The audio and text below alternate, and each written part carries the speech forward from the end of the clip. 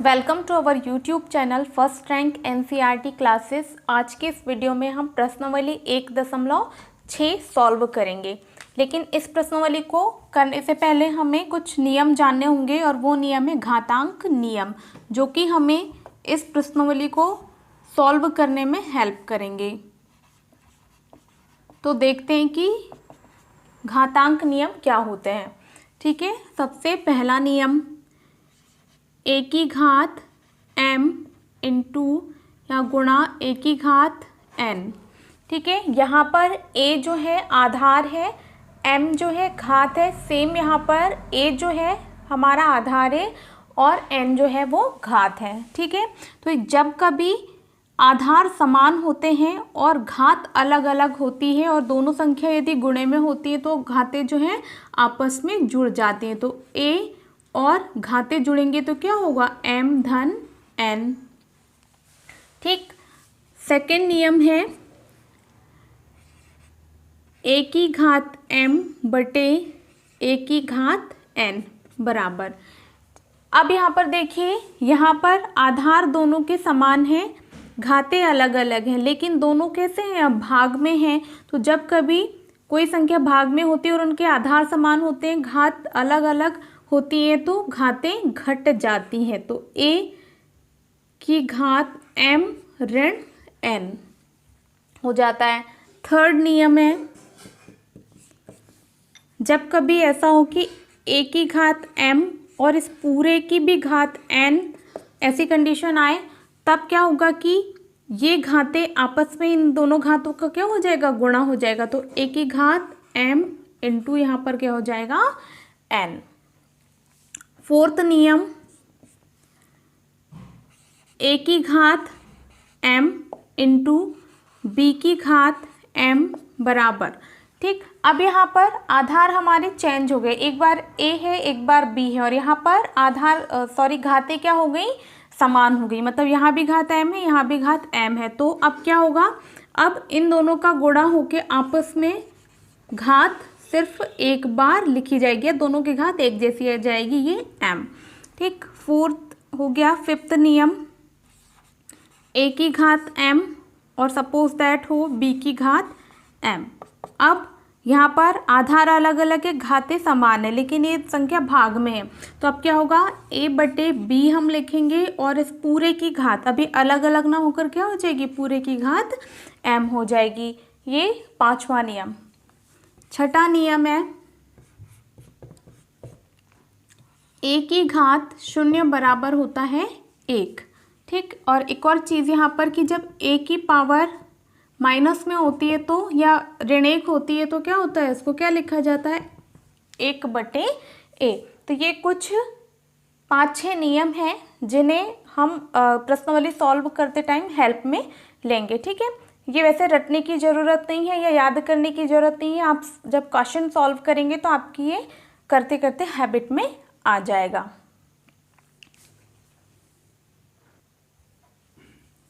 प्रश्नावली सॉल्व करते हैं। क्वेश्चन नंबर फर्स्ट है, ज्ञात कीजिए। ठीक है, ये प्रश्न दिए हुए हैं, इसे हम सॉल्व करेंगे। हमें दिया हुआ है 64 की घात 1 बटे 2। ठीक है, तो इसको सबसे पहले सॉल्व करने के पहले हमें करना होगा क्या, इस 64 के गुणनखंड निकालने होंगे। तो निकाल लेते हैं इजीली। 2, ये 3, 2 से जाएगा 16, 2 से 8 बार,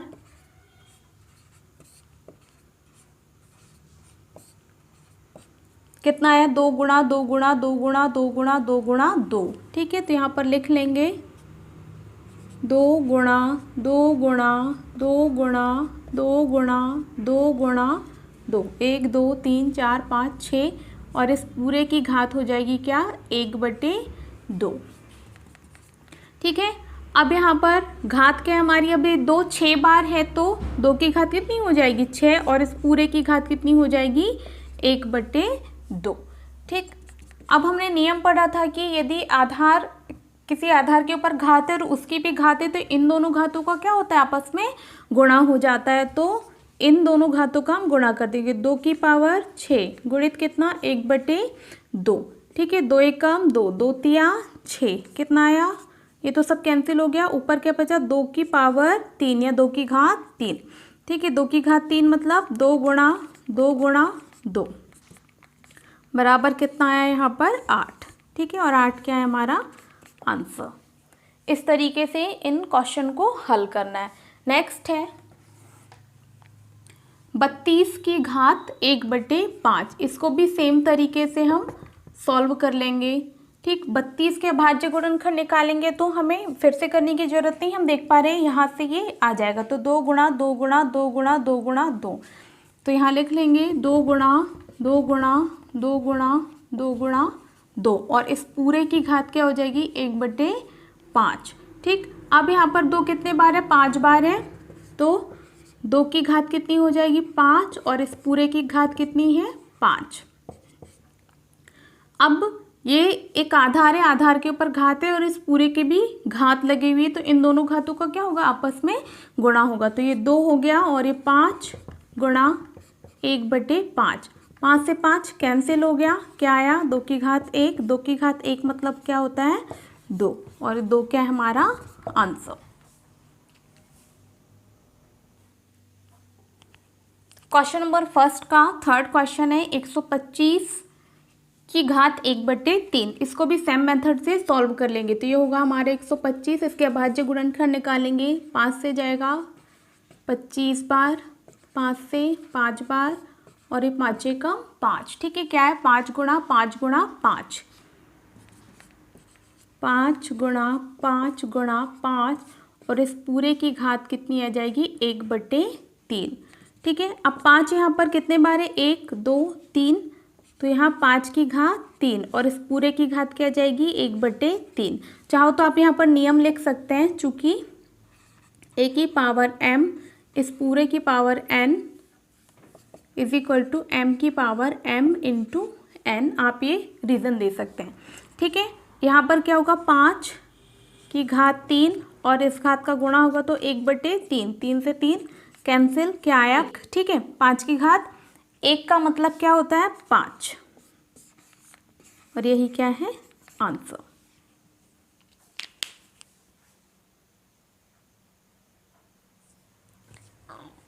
नेक्स्ट क्वेश्चन है क्वेश्चन नंबर 2, ज्ञात कीजिए।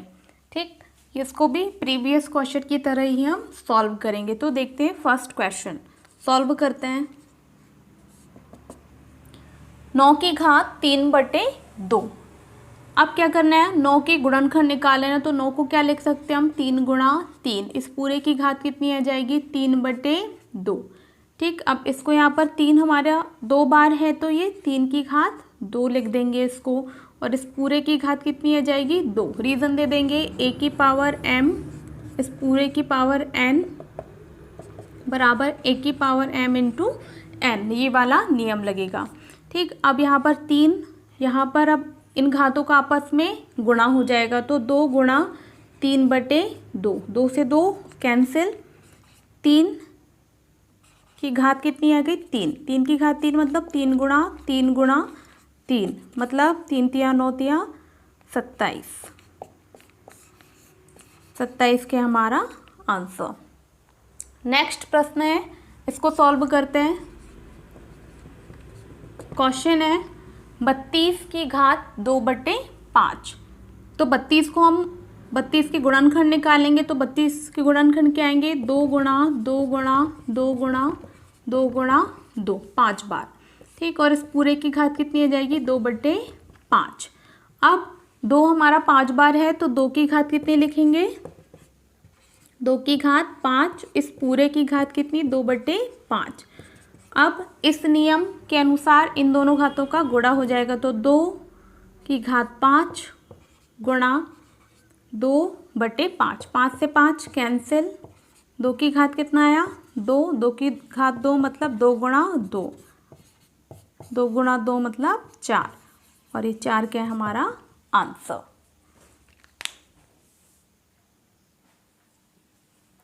क्वेश्चन नंबर 2 का थर्ड क्वेश्चन है, सॉल्व करेंगे इसे भी।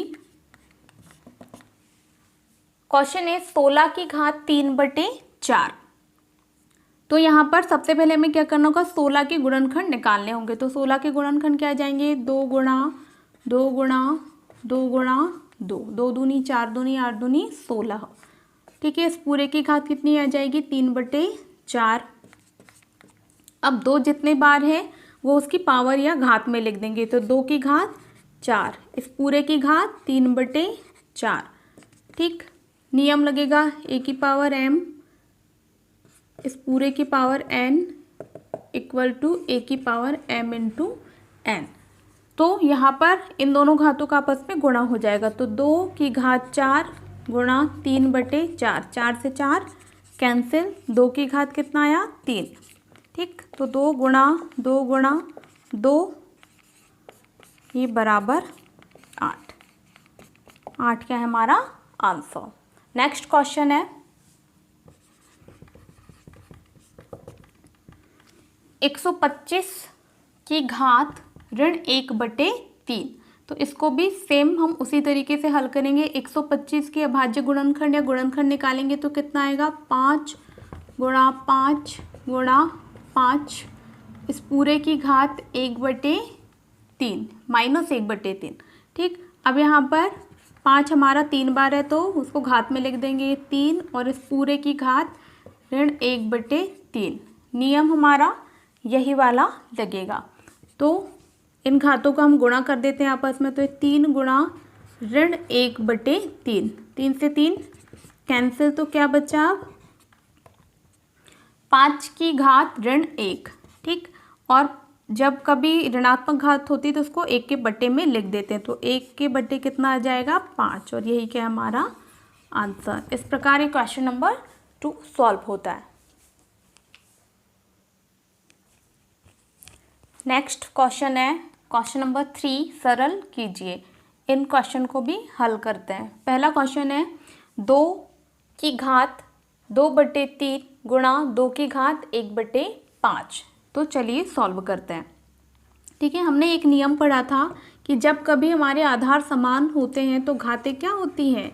जुड़ जाती हैं, घातें आपस में जुड़ जाती। सेम सिचुएशन है, यहाँ पर आधार हमारे समान है, यहाँ पर भी 2 है, यहाँ पर भी 2 है, तो घातें क्या होंगी? जुड़ जाएंगी। तो सॉल्व करते हैं। 2 घातों को जोड़ेंगे तो ये 2/3 धन 1/5, ये हो गया 2। एलसीएम लेंगे, कितना आएगा? 5 तिया 15 और 10, और यहाँ धन 3। ठीक है, आपको यदि एलसीएम लेना नहीं आता तो आप इजीली इसका गुणा इसमें, इसका इसमें और इसका इसमें भी करके इजीली ला सकते हैं। 5 तिया 15, 5 दूनी 10, 3 एकम 3। ठीक, अब ये 2 की घात यहाँ पर 10 और 3 कितना होता है? 13 बटे कितना? 15, और यही क्या है हमारा आंसर।